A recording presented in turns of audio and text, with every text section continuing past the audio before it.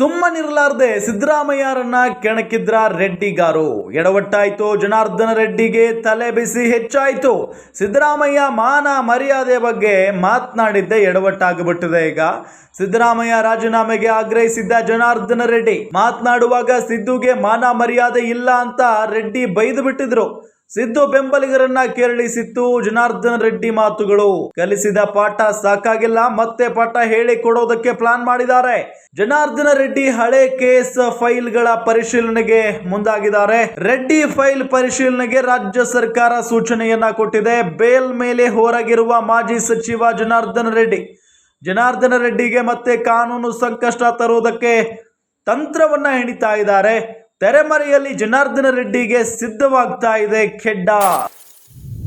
ಗಮನಿಸ್ತಾ ಇದ್ದೀವಿ, ಇಷ್ಟು ದಿನಗಳ ಕಾಲ ಜನಾರ್ದನ ರೆಡ್ಡಿ ಬೇಲ್ ಮೇಲೆ ಹೊರಗಿದ್ದಾರೆ. ಇದೆಲ್ಲದರ ನಡುವೆ ಮಾತನಾಡುವ ಬರದಲ್ಲಿ ಸಿದ್ದರಾಮಯ್ಯನವರ ವಿರುದ್ಧ ಬಹಳ ದೊಡ್ಡ ಮಟ್ಟದಲ್ಲಿ ಮಾತನಾಡ್ಬಿಟ್ಟಿದ್ದಾರೆ. ಸಿದ್ದರಾಮಯ್ಯ ಅವರಿಗೆ ಮಾನ ಮರ್ಯಾದೆ ಇಲ್ಲ ಅಂತ ಹೇಳಿಕೆಯನ್ನ ಕೊಟ್ಬಿಟ್ಟಿದ್ರು. ಈ ಹೇಳಿಕೆ ಇದೆಯಲ್ಲ, ಸಿದ್ದರಾಮಯ್ಯನವರ ಬೆಂಬಲಿಗರಿಗೆ ಬಹಳ ನೋವನ್ನ ಉಂಟು ಮಾಡಿತ್ತು ಮತ್ತು ಕೆರಳಿಸಿತ್ತು.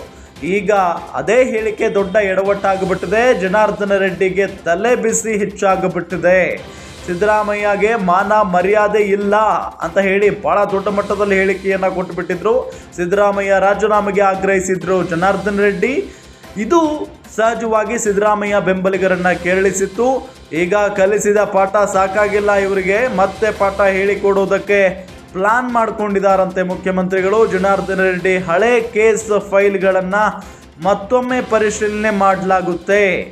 ರೆಡ್ಡಿ ಫೈಲ್ ಪರಿಶೀಲನೆಗೆ ರಾಜ್ಯ ಸರ್ಕಾರ ಸೂಚನೆಯನ್ನ ಕೊಟ್ಟಿದೆ. ಬೇಲ್ ಮೇಲೆ ಹೊರಗಿರುವ ಮಾಜಿ ಸಚಿವ ಜನಾರ್ದನ ರೆಡ್ಡಿಗೆ ಮತ್ತಷ್ಟು ಸಂಕಷ್ಟ ಎದುರಾಗುವುದರಲ್ಲಿ ಡೌಟೇ ಇಲ್ಲ.